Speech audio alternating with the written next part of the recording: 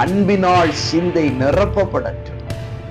நிறம் மாறுகிறவர்களாக அல்ல, சூழ்நிலைக்கு ஏற்றார் போல பேசுகிறவாக அல்ல, சிந்தனை முழுவதும் அன்பினால் நிறையப்பட்டு வாழ்க்கையிலே அன்பை பிரதிபலிப்போம்.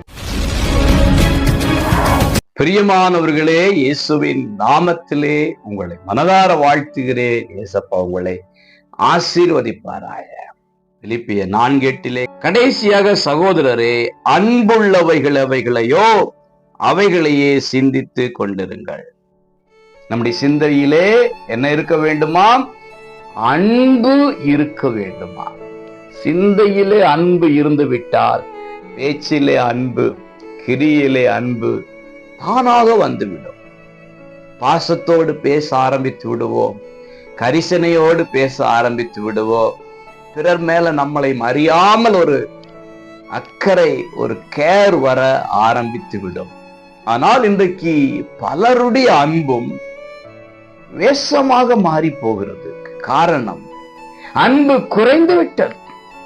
கடைசி காலத்திலே அன்பு தணிந்து போகும் என்று சொல்லப்பட்டிருக்கிறது. அன்பினால் சிந்தை நிரப்பப்படட்டும்.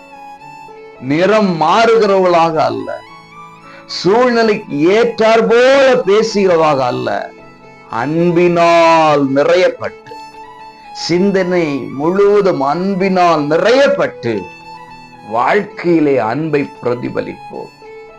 அன்பானவன் நம்மோடு இருக்கிறபடியினால் நாமும் அன்புள்ளவர்களாக, பிறரை அரவணைக்கிறவர்களாக, பிறருக்கு ஆறுதலை கொடுக்கிறவர்களாக இருப்போம்.